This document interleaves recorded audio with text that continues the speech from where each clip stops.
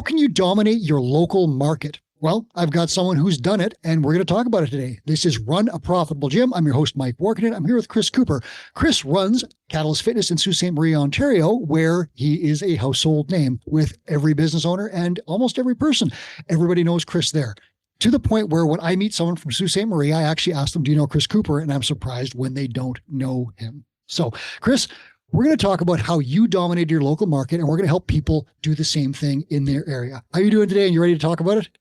Well, first I want to know the phone number of this person who doesn't know me. No, I'm just kidding. Yeah, Right. man, I'm so fired up about this. I love this stuff. It's the way you built your gym. And it's so cool because I watched you blog about it for like over a decade now, just from like piece by piece Lego blocks up to the point now where you have this business that's long established and is known in the community, to the point where media people will just call you first for a comment and things like that. Like, I think that's such a cool thing that you are like a go-to source now for things like that. But other people out there, whether they're starting out or they have a long established gym, they maybe don't have a clue how to do this. And it's simpler than they think. So one of the things is obviously, okay, I'm going to blog and do SEO and all this other stuff. That stuff works. And there is a route into what's called local SEO. However, that's not as easy as just getting to know people. And Chris, I'm going to ask you first for like a couple of things, a couple of stories of things that you've done just to make local connections that pay off in tens of thousands of dollars over the year. What have you done? Yeah, I can give you some great examples. When I was first starting out as a trainer, we can get into like media publication because that was a strategy that I used. But one of the first things that I did, one of my very first clients, like one of the original three, she was a soccer player and a shot putter. And her parents had hired me as a personal trainer. They met me at the treadmill store and said, Holly needs some one-on-one help. And so I started just like working out with her. And when she had her first like high school track meet, I showed up and I brought a tent. I didn't ask anybody's permission to set up the tent. I didn't ask permission to hang my banner on the tent. I figured if I'm doing something bad enough, they'll kick me out. And so Holly came over to the tent. She did some stretches, but of course she's a teenage girl, so she's not going to come alone. And, there's no sides on the tent or anything like that. Mm-hmm. So she comes over and she brings a couple of her friends, and two of her friends were Janine, and Janine is a 400-meter runner and Marty is a 1,600-meter runner. And like, then their parents are calling and they're like, oh yeah, we saw Holly's parents think you're the greatest. And, Holly also plays soccer. She's the goalie. So now I've got some soccer parents. And so that worked wonders. We did that for probably 5 or 6 years until somebody finally said, you can't set up your tent here anymore. Another still, great like, one. let me just dig into that for a sec. So you just like randomly set up a tent for a client, said, bring your friends, I'll help you warm up. And then all of a sudden you've got some additional kid clients and their parents. Yeah. So, I mean, one great thing about training kids is the parents, it's not even a question of like, what's your price or whatever. It's just like, hey, I want to do whatever my kid wants to do, and I want to support them. And a lot of these kids actually did go on and get scholarships and stuff too. But the key is like, you don't focus on how can I get my name in front of 3,000 people. It's like, how can I forge a better relationship with one person? And paradoxically, that's what usually leads to other connections. They see you, these other parents are like, wow, he is really showing up for that kid. Like, here he is at her soccer game. Here he is at her hockey game. And I want that for my kid, Well, it's like a billboard, like you said. Was fairly new in town. It's like you said, like a billboard, you put that up, people drive by it. It might never get your client, but a bunch of people might see it. But actually shaking a hand, putting a face to a name. Oh, you're, Marty's parents. Nice to meet you. What do you do? Oh, you work at the mill. Oh, I've got a client there. Do you know Steve? All of a sudden you've got a connection. And at the very least, they know you run a gym and you're a great guy. At best, they want to train because their kids are training with you. And so the principle that we're looking at here, listeners, is go where your clients are. And that means after the gym, they're going somewhere else. They're doing something else. What are they doing? Find it out and go there. And we're going to talk a little bit at the end of the show about some of the tactical stuff, the exact steps of what you would do when you see them there. But Chris, tell me some more stories before we go further into that. What else you got? Well, one of my favorites is a big one. So when we started Ignite, we said, okay, who is our customer here? Like it's not people with brain injury, really. It's the people who control their care or tell them like, here's your treatment plan. And so like the people that we really want to make relationships with are physical therapists, chiropractors, speech pathologists, occupational therapists. And so what I started doing was just like emailing people in our city, like physical therapists. They were the ones who took me up on it and just said like, hey, it's Chris. We don't know each other. I've got this new book. I'd love to come in, bring you some copies of the book and bring lunch and just like talk about brain injury. I'd love to learn from you guys, and a couple of the more progressive ones took us up on it. But we had established relationships with these guys years before. So, for example, even in 2005, if somebody joined Catalyst, I would say, "Who's your chiropractor?" Or, do you work with like a healthcare professional? And I would shoot that person a fax. 2005, we had a fax machine, and I would say like, "Hey, Mike just joined the gym. He said he's done some work with you. Here's kind of our loose plan. If anything seems awry, give me a call, send me a fax back, whatever you want." I never, ever, ever had somebody say, "You're doing it wrong. He shouldn't be there. You're going to break this guy." It was always just like, "Yeah, thanks for checking in." Like they're not checking your homework, right? But we did that from the start. And so when Ignite launched and I said, "I'd love to bring you a tray of sandwiches," it was just like, "Oh, he's so nice. We know Chris from the faxes and, oh, he's going to bring us these sandwiches." And like, bringing people food or bringing people like a hot cup of coffee, it changes their brain chemistry, and they want to talk to you, and not going in and being like, "I wrote this book and I'm going to tell you guys how to do brain rehab." It's like, "Hey, I'm bringing you sandwiches because I want to learn from you." We did very little talking in those meetings, and just one of those relationships was worth hundreds of thousands of dollars to us over the next 5 years. Now, I haven't told you the story yet, Chris, but there is someone that just proved that this works last month. Michaela Munsterman, she runs a gym in Austin, Texas, and she literally, her marketing plan involves no advertising dollars. She made our ARM leaderboard for December, so she's got a huge client value. Yeah, it's over 400. She's in the leaderboard of top 10. Yeah, and get this, no, she doesn't spend any money on ads. What she does is she makes cinnamon rolls or homemade salsa and different things like that, and she takes them to medical professionals in her area, and she's building her gym around that principle, and it's working. She got on the leaderboard doing what you did a decade or more ago. I love it so much. Wow, Michaela, cinnamon buns. Yeah, I mean, and it's no ad spend. Oh man, that's wild. I'm lucky now. Like we started off with this kind of coffee tactic. Like my philosophy or my theory was that even when we were in the industrial park, I'm not going to walk across the street to like the electrical contractor and pitch, "I'm going to train your 130 contractors," right? Like it was, I'm going to take the owner coffee, because I wanted to create kind of this like black hole of, community, friendship with all the businesses around me. So that if somebody walked into the FedEx office next door and said, "What's that gym over there?" they would hear, "Oh, those guys are amazing." Right. And like, if you think about how many people are going into a salon in a course of a day, it's probably 80, and they got nothing to do. They're trying to make small talk while they get their hair cut. And they're like, "Oh, what's that gym across the street?" "Oh, that's Catalyst. Have you met those guys? They are so nice." Like that's what you want. Mm-hmm. And so it was kind of like flypaper in our neighborhood. And then when I moved to a more commercial area, I just started buying people coffee, and I would go across to like the internet provider guy, and then I'd go across, there's like a ticket printing business across the street, and there's a Habitat for Humanity down the road, and like there's a paint store 2 doors up, and I would just take them coffee and just be like, "Hey, how's business?" and listen, like let them teach me something about business. And before you know it, like they were all my clients.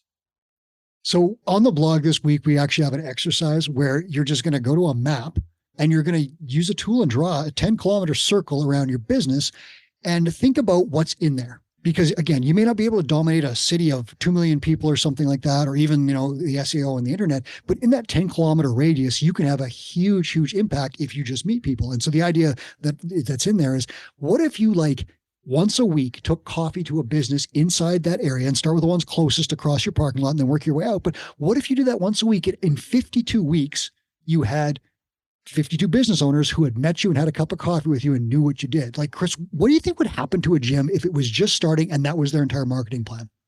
Well, I mean, I know what happens because that's what we did. when Catalyst started, there was no Facebook.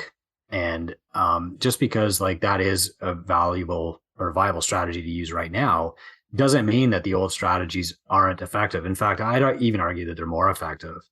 I had an experience literally today where I was packing down the snow machine to walk, or packing down our snow machine trails. The manifold on my snow machine started leaking. I called a store and they're like, we got 80 snow machines ahead of you, but if you bring it in tomorrow, we'll get you in, Chris. Now, I've never met the people on the phone, but when they fixed a lawnmower for me last fall, I took them in like 12 coffees and said, thank you so much. Like, you guys have really saved my butt by fixing this lawnmower, and I really appreciate it. You did great work. Here's 12 coffees. And when I called this time, they knew who I was. And of course, they all know that I have the gym up the street too. And there's a reciprocal arrangement there too, where when someone at your gym says, "Oh God, my sled won't start," you're like, "Go to Murray's place or whatever." Right? I got a guy. Right. You got a guy, and they get business back. So this is reciprocal arrangement. And listeners, we're not suggesting that this is your only marketing tactic. Two Brain teaches 4 different funnels that operate at all times, so that you're not ever relying just on one. But this is a really strong one. And it's especially great if you don't have a ton of money, because what does it take? Like, $30 in coffee, maybe, and an hour of your time across the parking lot, and it pays huge rewards. Now, you could certainly back that up with the other funnels like paid marketing, content, social media, all the other stuff. But this referral funnel, which is what we're going to lump this in with, has huge rewards. So I tell you, like, go across the street tomorrow morning with a cup of coffee and just see what happens. You might not get rewards instantly, but you might. You'll probably get some rewards down the line. Talk to me, Chris, about a couple of other things going where your clients are. How about like lunch and learns or seminars for stressed clients at their workplaces? What have you seen with stuff like that? Yeah. So years ago, our original location was next to this massive Ontario corporation, Ontario Lottery Corp. And most of the people who work there were either call center employees or accountants. And so they would come up and they would do our noon group, and we'd be 2 blocks away. And what I'd always notice is like, these were some of the most stressed out bureaucrats ever. And so I just said like, hey, how come you guys are all stressed out all the time? And they're like, oh, our workplace is a pressure cooker. Like, I just want to get out of there. And I'm like, well, what if I came down and, everybody brought their own lunch, and I just brought like some of these big Swiss balls, and we just like did a little stretch or workout or whatever, like, would that help?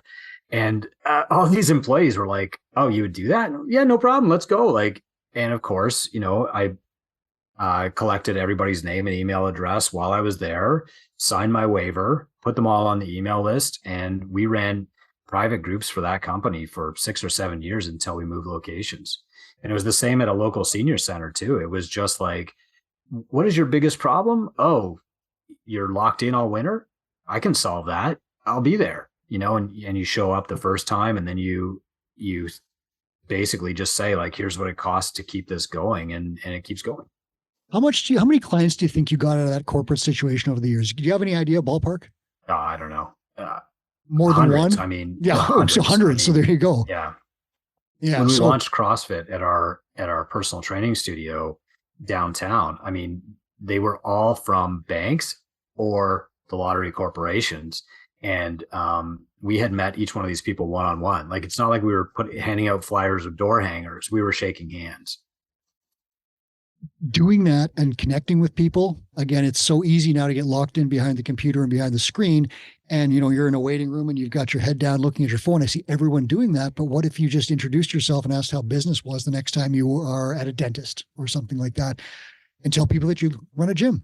It's just a fascinating thing. And Chris, I love that you did this in practice, and now I'm seeing it like decade and more later. I'm seeing your clients, the mentees, actually putting it into practice, and it's still working. Even though Facebook ads sometimes work, sometimes don't, shaking a hand and smiling always seems to work. Do you have let's talk about like another go where they are kind of thing. You have a story about a local trail run. So your clients love to run this, and I've seen the pictures. It looks amazing. Tell me about how you use that event, both to generate some revenue in your business and to make a huge impact, fill that event, and get some clients out of it. Yeah, well, I mean, it's really about being curious, right? So if you show up to one of these events or one of these workplaces and you're like, I'm going to tell you, or I'm going to sell you my thing, like, that's not going to work. You want to go in with like this air of curiosity, like, hey, what goes on around here and how can I help? So this trail run was on the island where I was born, and the organizer, her name is Krista Wardell. And about, oh my goodness, 13 or 14 years ago, she organized it. And I said, that looks amazing. Like, so this trail run, it goes through all these apple orchards. There's like stone fences from the 1800s. It is gorgeous. And when they do it in the spring, like there's apple blossoms everywhere and maple, and like you're running on these hard packed earth trails, but it's not groomed or anything. So the next year I called her and I'm like, hey, it looks like you had a great event last year. I know you're raising funds for like kids sports or whatever. Like, what's the number one way I can help? And she's like, bring people. We had 11 people show up.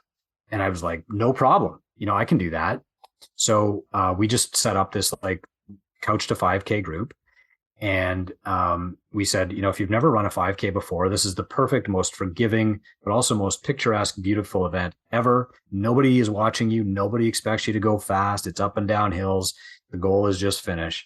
And we had like 32 people sign up for the running group. They all signed up for the Mountain Maple. They all brought their friends, and they went from like 11 runners to 120 the next year. And they're like, well, it's all because of Catalyst. And so the relationship has just blossomed year after year after year. And we still do the running groups. We're still the primary sponsor of the Mountain Maple. The only thing that's different is that Krista is now working for Two Brain as one of our CSMs. I thought I recognized that name. Yeah. But you made revenue by running this prep group. So you're training people for this event so they have more fun. So that's front end revenue for you just doing what you do. Then you're bringing people either, and you're probably sucking in some extra people who said, oh, I'll try that event. So now you're bringing all these people to that event. They show up in force, likely wearing bright green Catalyst shirts, I imagine, and like celebrating, looking, just cheering, high-fiving each other. All of a sudden, there's this massive presence of people at this event. The other people that are there are then like, who are these amazing people and how can I be part of it? Right. Like you must've got clients after clients from that event as the years went on. Yeah. And now when you go to the event, it's really cool because you'll have like, and this isn't everybody, but I mean, there's 400 runners at this event now, and you go, and there's the Catalyst contingent, and we're all working out together. And of course we've got the tent because that's what I learned to do in 2005, but you've also got all the other gyms, and they're all represented too. And because it's like a cross country trail run, you can't really tell who's winning ever. So it's just a lot of support. Most people bring their kids, and they have like a 3-year-old race and a 5-year-old race and a 7-year-old race. And they have like a big table of cookies for the finishers and stuff like that. And it's just like a great time. And I wouldn't say like we did anything to grow this. They just had an amazing, friendly, happy concept. And when I see something like that, I want to support it. And that's what we did. We just pointed our audience at it, and everybody won. I'm going to ask you for one more example before we go through a quick tactical thing, but have you had any success with like, just joining something like local chamber of commerce or local running or cycling group or something like that? And how do you access that and then bend it into getting clients and leads without seeming like you're worming your way in? Like, how does that process work? Well, so it's always helped first. So you join something like Rotary Club. It's mostly business owners in my town anyway. I don't know how it is everywhere else. And they rotate speakers. And so I didn't even put my hand up to speak. They were just like, yo, everybody in here is a business owner. They're well-to-do. They're all overweight. They're diabetic. These lunches aren't helping.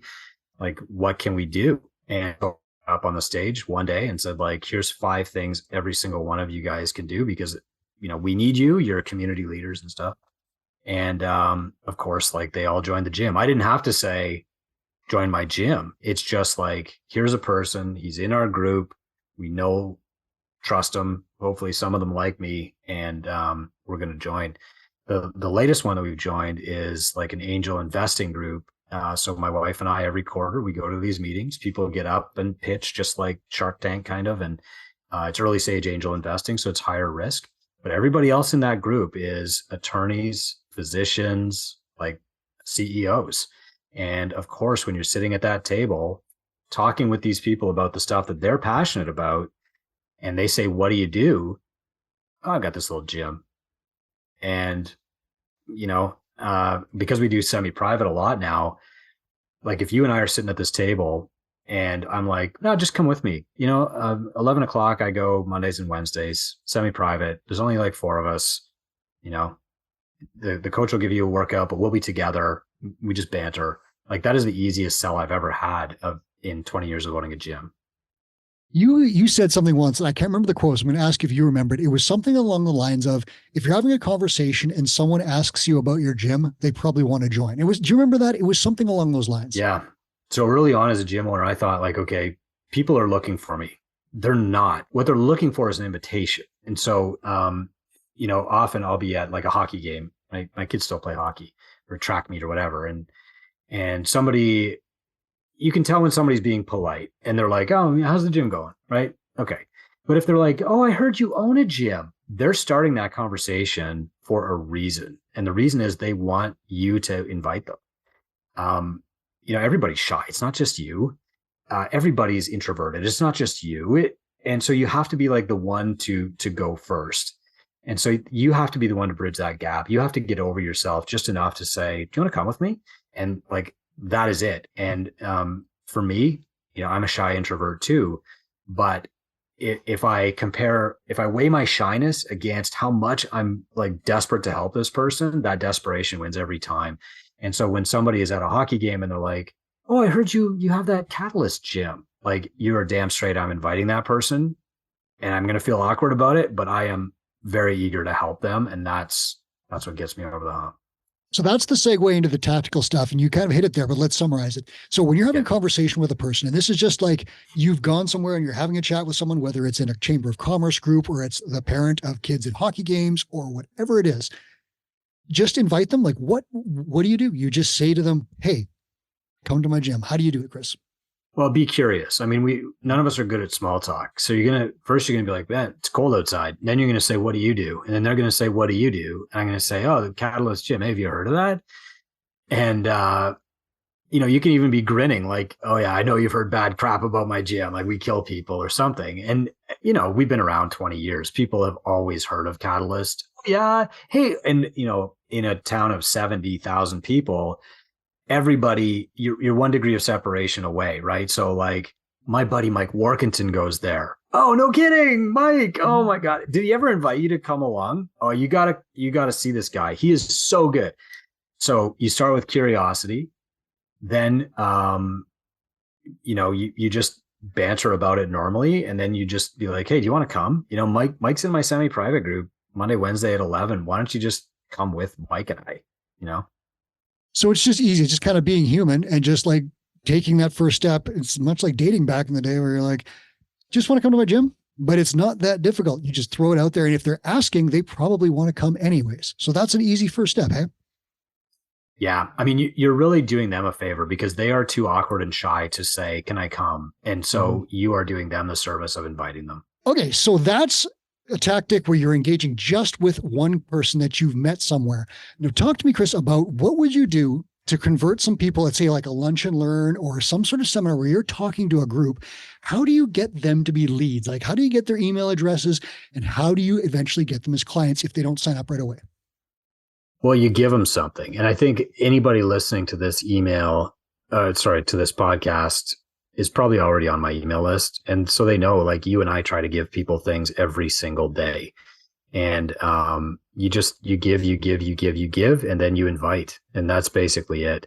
So if there was somebody, if I was doing a lunch and learn at like the Rotary Club or something, what I would do is I would go there with like, okay, I've got 5 basic tips for you guys. If you just do like these 5 things every single day, I can probably add 5 years to your life and they're going to be like good years. So here's the 5 things. Okay. If you got a pen, you can write this down. If not, you know what? I'll just give me your email address and I'll send it to you later. Like just like that.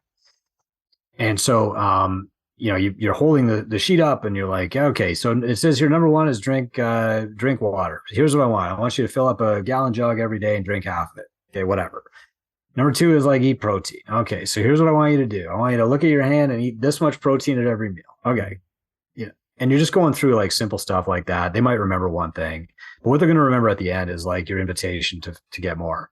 And if they're asking for more, like they're not saying, give me just a little bit more. They're saying like, tell me what you know. And so that's where it's really easy to make an invitation. So my strategy for 20 years has been get people on my email list and just continue to help them until they're ready to join. You could do it as easy as just putting up a sign-in sheet as people walk in the door and saying, Yep. do you want to be on my mailing list? Stay in touch, whatever. And a great one, like Chris said, I have a PDF where all this stuff is summarized. Nobody likes to take notes. I'll email it to you afterwards, pass the email sheet around, away you go. And this concept does work. My wife puts out a ton of content. She'll actually build her mailing list. People ask her, just, can I get on your mailing list? Which is kind of unheard of, where you have to usually have to work hard for these email addresses. If you give away valuable stuff, and you have to figure out what your audience wants, but that's by talking to them, you can give away the stuff and get email addresses. The conversation from there can either be done live, where you actually message the person. Here is the thing. How's it going? Or start the conversation. Like, here's my high protein baking guide. Do you have any problems with protein intake right now or whatever? Ask a question, keep it going. You can also deliver these things as part of an automated nurturing sequence. But Chris has always said, optimize stuff before you automate it. Don't just assume the robots will take care of everything. Things will be better if you do it yourself. And you can always nurture them with background stuff, but nothing will take the place of saying, hey, did you get that guide I sent you? What did you think of it? Conversation started. Yeah, conversations are the most important thing that you can do to grow your business. And you have to have conversations one at a time. I mean, in the gymownersunited.com group, we probably get 60 chats a day. Like, people DMing me, can I have this guide? Hey, where's that intramural open thing? And I think a lot of people believe it's a bot that's responding to them. Like, it's not, and often somebody will be like, this guy this week was like, wow, this is really good. Like, I believe like it could actually be you. And so I quickly just sent him a voicemail, right? Like, hey, dude, it is, and they're like, well, how do you have time to do this? Like, if you're doing 20 DMs with strangers every single day, like, how do you have time to do it? And the reality is, I just know where my priorities lie. It's conversations. So, and that's the whole thing later on of like, you're not delivering the service of mentorship anymore. You have a staff of mentors is doing that. Your role is something completely different. So that's why you have the time, is because you've developed your systems and processes, handed them off to talented people. They take care of the service delivery, and you work on the pointy end of the spear. So that whole thing is another story, operations, everything. We cover that on this podcast regularly. But to leave you guys with something to do, the advice that I give you, do what Chris did and what Michaela in Austin is doing. Take something across the street to the closest business that you don't know and just start a conversation. At the very least, you're going to make a new friend who will be happy to say that gym owner is pretty cool. You might get a client out of it. You might get an email address, but if nothing else, go across the street. Chris, when you do that now, if you were to do that now, would you take like a pamphlet or something, or would you just do it the coffee thing and handshakes? No, coffee and curiosity, man. It's like, literally, here's my opening line. Hey, I'm Chris from Catalyst. I brought you these 4 coffees. How's business? That's it. And it's like, most of, they haven't heard of me or anything like that. Like, it doesn't matter. I don't say, oh, I need to set up a corporate rate deal discount program before I do this. Like, that's step 9. Step 1 is meet people, and step 2 is be curious. And like, that's it. And it, it doesn't pay off. They're not like, let me get on my checkbook while you're here. It's like, you're gifting yourself in the future. You're planting seeds here. And then at some point, they're going to need you. Everybody's going to need you. Everybody in your town needs you. They might not be ready yet, but what you're doing is you're priming them so that when they are ready, it's you that they come to. So that's your tomorrow job. Get up and do that. Coffee, lunch, whatever, do something to connect with a local business owner. The long-term play that I'll give you tactically, find some sort of event where your clients are, whether it's a local group, a local event that they're training for, a workplace that you can do something at. Find a way to connect with that local event, be where your clients are, and meet the people around them. These people have probably already heard of you because your current client raves about you and can't stop talking about the gym. We all know that happens. And when you do that, meet some people. If you do that, you're going to get a whole bunch of connections. And then from there, you now have, without spending a ton of money, you've got this web of people in your gym. And then we actually have tactical affinity marketing strategies that you use with each individual person to target people in their lives. And we have some really, really cool things that our mentors teach our clients to do, how to actually make lists in goal review sessions of exactly who your clients hang out with and say, your friend Steve, you mentioned he's really having back trouble. Can we help him out with that? Done. Chris, thanks so much for being here today and sharing the story. Cause I don't know anyone who's done it quite like you have in a local market. So thanks so much for sharing that again. There's no downside. I mean, worst case scenario, they're like, who are you? Get out of my office. You have 4 coffees now. Like your day's made. Second worst case scenario, you get your sled fixed ahead of the lineup. Third case, this actually happened. So I took these coffees to this guy named Wayne Prowse, and Wayne at the time was probably 75. He owned this business across the street. And in his generation, if somebody brings you food, it's rude to not eat the food with them, right? So he's going to drink the coffee with me, standing at his front desk. The coffee is burning, and he's like burning our mouths, trying to drink this coffee and make conversation while it cools off. That's the only downside risk. Other than that, it's all upside. So do it tomorrow. You heard it here. Go do that tomorrow. And I would love to hear about it. Send Chris a message, chris@dreamingbusiness.com. You can actually tell him if you do this tomorrow and it works for you, send a message. He would be ecstatic. Send a coffee. Yeah. And no, I'll be ecstatic with the message. Yeah. Thanks, Mike. All right. This is Run a Profitable Gym. That was Chris Cooper. I'm Mike Warkentin. Please hit subscribe on your way out, wherever you're watching or listening. And if you want to continue this conversation and talk about anything related to the gym world, gymownersunited.com is your next stop. Join it. Post. Chris is in there all the time. You can talk to him there. Thanks, guys.